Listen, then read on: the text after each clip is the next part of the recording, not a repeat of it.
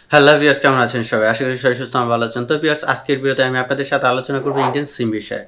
তো আসলে আমরা যারা নিয়মিত ইন্ডিয়া যেয়ে থাকি, সেটা হোক ভ্রমণ বিষয় কিংবা মেডিকেল বিষয় কিংবা বিজনেস বিষয়, যেকোনো ক্ষেত্রে কিন্তু আমাদের ইন্ডিয়ান সিমের দরকার হয়ে থাকে। ঠিক আছে? তো আমরা যদি আ মিনিমাম ৫-৭ দিন বা তার চেয়ে বেশি থাকি, সিম কিন্তু অতীব জরুরি। তো আসলে দেখা যায় আমরা যখন কোনো হোটেলে থাকি আরকি, সেই ক্ষেত্রে দেখা যায় হোটেলের যদি ওয়াইফাই সুবিধা থাকে, ইন্ডিয়ার প্রত্যেকটা হোটেলেই এই ওয়াইফাই সুবিধা আছে।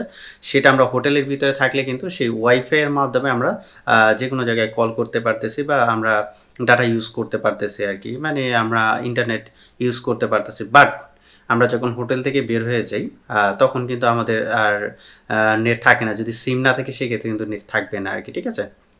তো দেখা যায় অনেক সময় আমাদের Google ম্যাপের দরকার হয়। হ্যাঁ, অনেক সময় দেখা যায় আমরা কোনো একটি স্থান সম্পর্কে প্রয়োজনীয় তথ্য কালেক্ট করব। তখন কিন্তু আমাদের ওই তথ্যের দরকার হয়। আর তখন কিন্তু আমাদের সিম দরকারি হয়ে যায়। তো আপনারা জানেন আসলে সিমটা আসলে কত জরুরি। তো সিম কিনা নিয়ে আমাদের মাঝে কিছু প্রশ্ন থাকে আরকি। সেই প্রশ্নগুলো আমি আপনাদের সামনে ধাপে, ধাপে বলছি যে ১ম যে প্রশ্নটা থাকে যে ইন্ডিয়ান সিমের দাম কত? তো নিশ্চয়ই এটা আপনার মাঝে ঘুরপাক খায়। আপনি যখন ইন্ডিয়াতে যান বা যাবেন চিন্তা-ভাবনা করছেন, এটা অবশ্যই আপনার মাথায় একবার হইলেও আসছে আরকি। ঠিক। ২ নাম্বার কোয়েশ্চেন যে ইন্ডিয়ান সিম কিনার জন্য কি, কি কাগজ লাগে? এটাও আপনারা জানতে চান। ৩ নাম্বার কোথা থেকে ইন্ডিয়ান সিম কিনবো? আসলে সিমটা আমরা কোথা থেকে কিনবো? ৪ নাম্বার কোন কোম্পানির সিম কিনলে ভালো হয়? সেটাও আমাদের ভিতরে এই কোয়েশ্চেন থাকে। তারপর ইন্ডিয়ান সিমের মেয়াদ কতদিন? অর্থাৎ আমি এই সিমটা কিনলে কি আজীবনের জন্য মেয়াদ থাকবে কিনা? ঠিক আছে? এই ধরনের প্রশ্নগুলো আমাদের মাঝে থাকে। তো এই প্রশ্নগুলোর সমাধান আমি আপনাদেরকে দিব। আ তো ভিউয়ার্স, চলুন আর কথা না বাড়িয়ে মূল পর্বে যাওয়া যাক। তো দেখেন, আমার যে ১ম কোয়েশ্চেন সেটা হলো যে ইন্ডিয়ান সিমের দাম কত? তো বন্ধুরা, আসলে ইন্ডিয়ান সিমের কিন্তু কোনো দামই নেই। তো আপনারা হয়তো আমার এই কথা শুনে অবাক হতে পারেন। আসলে ইন্ডিয়ান সিমের কোনো দাম নেই। অ্যাকচুয়ালি যে আমরা যে ইন্ডিয়ান সিম কিনি, ওই সিমের সাথে আমাদেরকে একটা প্যাকেজ দিয়ে থাকে। যেমন আমরা প্রতিদিন ১ জিবি বা ১.৫ জিবি বা ২ জিবি করে আমরা ডাটা ইউজ করতে পারবো। ঠিক আছে? পাশাপাশি আমি লোকাল এরিয়াতে মানে ইন্ডিয়ার যেকোনো স্থানে আমি ফোন করতে পারবো বিনা টাকায়। ঠিক আছে? এটা কিন্তু এই প্যাকেজটা কিন্তু থাকে। ঠিক আছে? এই প্যাকেজটার দাম আমরা দেই। আমরা বাস্তবে কিন্তু সিমের কোনো দাম দেই না। ঠিক আছে? তো এখন এই প্যাকেজটা নিতে গিয়ে অর্থাৎ অনেক সময় আপনাদেরকে ভুল বুঝায় আরকি। তো যাই হোক, তো এই প্যাকেজটাই কিন্তু দামটা ভেরি করে আরকি। ঠিক আছে? তো আপনারা যখন সিম কিনবেন, আ তখন অবশ্যই কিন্তু যাচাই-বাছাই করে কিনবেন। তো আমি আসলে বর্ডার থেকে সিম নিয়েছিলাম। বর্ডার ক্রস করার পরে আমার কাছ থেকে ৳৫০০ নিয়েছে আরকি। ঠিক আছে? আ তো অনেকেই কিন্তু ৳৫০০ দিয়ে আমার মতো কিনে। অনেকে ৪০০-৩০০ দিয়েও কিনে। তো আসলে এই সিমের দাম কিন্তু সিমের যে প্যাকেজ, এই প্যাকেজটা কিন্তু আসলে ৳৫০০ না, এর চেয়ে কম। আপনারা আসলে বর্ডার থেকে কিনবেন না। ঠিক আছে? তো আসলে কই থেকে কিনবেন সেটা আমি আপনাদেরকে বলছি। তো যাই হোক, আপনাদের এই প্যাকেজের দাম কিন্তু ২৫০, ২০০, ২৫০ এরকম হয়ে থাকে আরকি। ঠিক আছে? তো আপনারা যাচাই-বাছাই করে তারপরে কিনবেন আরকি। তো আসলে আপনারা বুঝতেই পারছেন যে ২০০ কিংবা ৳২৫০ র মতো হয়ে থাকে। তো ২ নাম্বার যে কোয়েশ্চেন যে ইন্ডিয়ান সিম কেনার জন্য কি, কি কাগজ লাগে? আসলে ইন্ডিয়ান সিম কেনার জন্য আসলে তেমন কোনো কাগজ লাগে না। যেহেতু আমরা টুরিস্ট সিম কিনতেছি। তো আমাদের যে পাসপোর্ট, ওই পাসপোর্টটা লাগে আরকি। ঠিক আছে?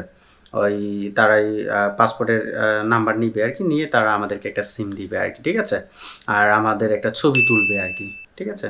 এটা মোবাইল দিয়েই তোলে আরকি। ওকে? তো এই ২ টা ডকুমেন্টই লাগে। ১, আপনার পাসপোর্ট। ২, আপনার একটা ছবি লাগবে আরকি। তারা মোবাইল দিয়েই তুলবে আরকি। ৩ নাম্বার, কোথা থেকে ইন্ডিয়ান সিম কিনবো? তো আসলে ইন্ডিয়ান সিমটা আমরা কোথা থেকে কিনবো? তো আমি তো আসলে বর্ডার থেকে কিনেছিলাম।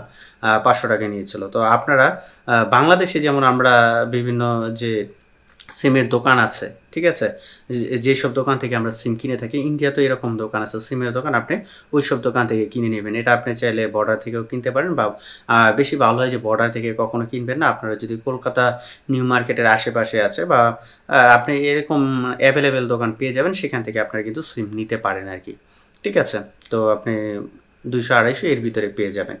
তারপরে ৪ নাম্বার যে কোন কোম্পানির সিম কিনলে ভালো হয়? আসলে বাংলাদেশে যেরকম অনেকগুলো কোম্পানি আছে, গ্রামীণফোন আছে, বাংলালিংক আছে, এয়ারটেল আছে, রবি আছে। এরকম ইন্ডিয়াতেও বিভিন্ন কোম্পানির সিম আছে। তবে সবচেয়ে যে জনপ্রিয় বা আমরা যেগুলোর সাথে পরিচিত, এই সিমগুলার ভিতরে আছে যেমন ভোডাফোন, জিও, তারপর এয়ারটেল। ঠিক আছে? আমাদের দেশে যেমন এয়ারটেল আছে, ওই দেশেও এয়ারটেল আছে।